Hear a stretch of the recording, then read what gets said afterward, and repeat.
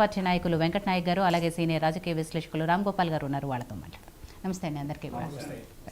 So Venkat గారు, వాళ్ళ అసెంబ్లీలో అఫ్కోర్స్ దాదాపు అసెంబ్లీ నడిచినన్ని రోజులు కూడా ఇదే విషయం మీద చర్చలు జరుగుతున్నాయి. ఇవాళ సుదీర్ఘంగా దీని మీదే జరిగింది. మన శనివారం రోజు బడ్జెట్ గురించి జరిగింది కాబట్టి ఇవాళ సోమవారం రోజు బడ్జెట్ మీద చర్చ, అలాగే కృష్ణానది జలాల గురించి చర్చ ఉంటుందని ముందు నుంచి అందరూ అనుకున్నారు.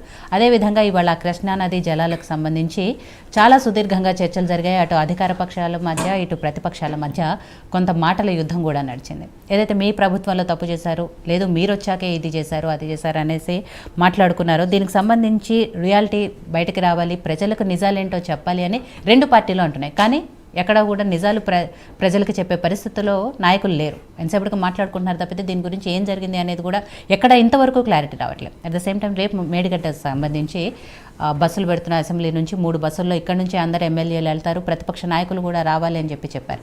వాళ్ళు వస్తారా లేదా సరే అది వాళ్ళు చెప్తారు. బట్ మీకు సంబంధించి అంటే రేపు మేడిగడ్డ ప్రాజెక్టు సందర్శనకు సంబంధించి ఎలాంటి ఎజెండాతో వెళ్తున్నారు, ఇవాళ అసెంబ్లీలో జరిగిన దాని గురించి కూడా ఓవరాల్గా ఏం చెప్తారు? మేడం, ముందుగా మీకు నమస్కారం మేడం. దాంతో పాటు ప్యానల్ ఉన్న పెద్దలకు నమస్కారం మేడం. ఒక మాట స్పష్టంగా చెప్పదలుచుకున్నా ఏంటంటే, ఫస్ట్ ఒక ఫ్యాక్ట్ చెప్పదలుచుకున్నాం మేడం.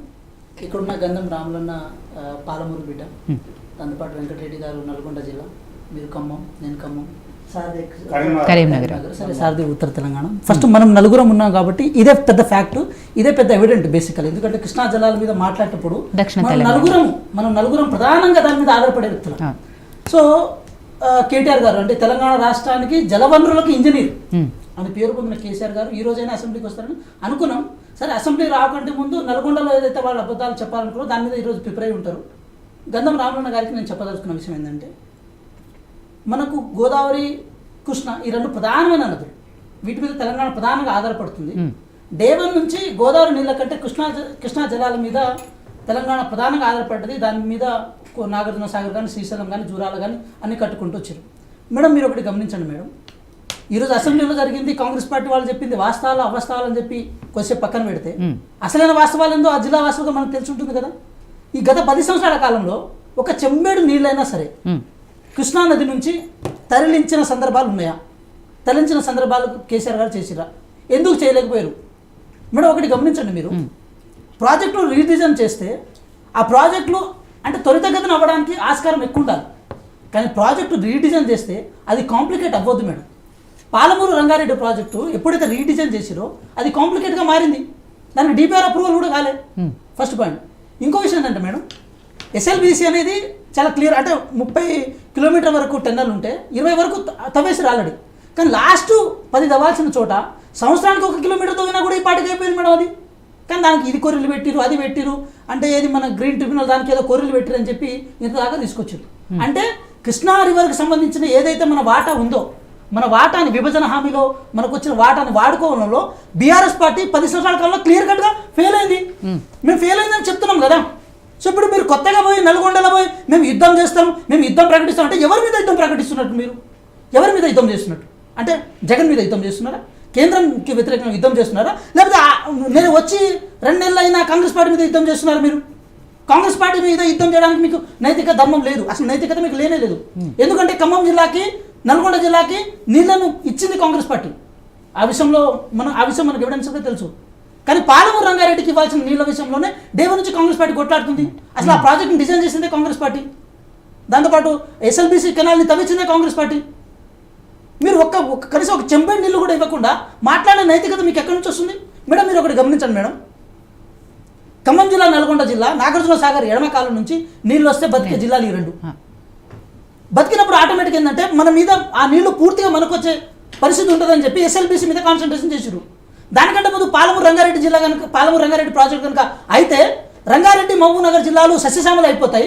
తర్వాత ఎస్ఎల్బిసి క్లియర్ కట్గా అయితే నల్గొండ సస్యశ్యామలు అవుతుంది. నల్గొండ జిల్లా ఏదైతే సాగర్ ఎడమ కాలం ఉందో ఆ నీళ్లు పూర్తిగా ఖమ్మానికి పోతాయని చెప్పి మనం అనుకున్నాం. అంటే డైరెక్ట్గా రంగారెడ్డి, పాలమూరు, నల్గొండ, ఖమ్మం ఈ దక్షిణ తెలంగాణ మొత్తం సస్యశ్యామలమే ఛాన్స్ ఉండే మేడం. కానీ 10 సంవత్సరాల కాలంలో ఏం చేసిన వీడు? మరి కాళేశ్వరం నీళ్ళు అని చెప్పి దాని కింద మొత్తం దాన్ని ఒక ఏటీఎం లాగా వాడుకొని కనీసం దాన్ని కూడా ప్రాపర్ వేలో దాన్ని స్ట్రక్చరల్గా కట్టలేదు. మేము ఒకటి చెప్తుంటే వాళ్ళు ఇంకోటి స్టేట్మెంట్ చేస్తారు.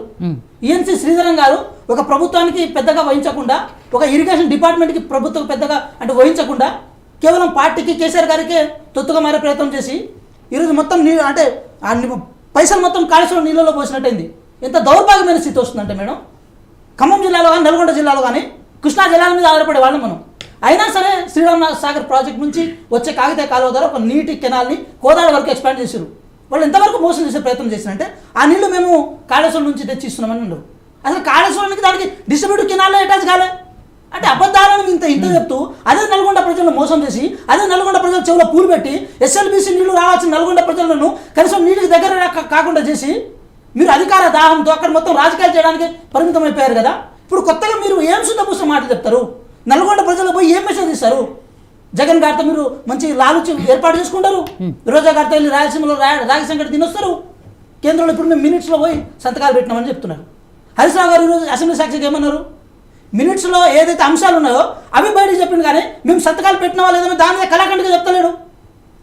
ఇరిగేషన్ మినిస్టర్గా ఉన్న మా ఉత్తమ్ కుమార్ రెడ్డి గారు మేము మినిట్స్ మీద మేము సంతకాలు పెట్టలేదు, పెట్టడానికి మీరు ఎందుకు రాధాంతం చేస్తున్నారని చెప్తూనే ఉన్నారు కదా. సో ఇప్పుడు నల్గొండలో మాట్లాడే బదులు అసెంబ్లీలో మాట్లాడితే అయిపోయింది కదా. కేసీఆర్ గారు అసెంబ్లీలో డిఫెన్స్ చేస్తే అయిపోయింది కదా. మీరు తప్పు చేయలేదు, మీరు శుద్ధ పూసలు, కానీ మీరు చెప్తే అయిపోయింది కదా. అంటే ఈ మాట ఎందుకు చెప్పాల్సి వస్తుందంటే ఇవన్నీ అవాస్తవాలను, లేకపోతే మేము ప్రజలకు అవాస్తవాలు చెప్పాల్సిన అవసరం లేదు. రాములన్న చాలా రాజకీయ దురంధరుడు, రాములన్నకు అన్ని విషయాలు తెలుసు. రాములన్న పాలమీరు బిడ్డ ఆ కష్టాలని ఆ ఇబ్బందులు చూసి వచ్చిన వ్యక్తి, పైగా నడిగట్ట ప్రాంతం వాళ్ళకి దగ్గర, కృష్ణానది చాలా దగ్గరున్న వ్యక్తి.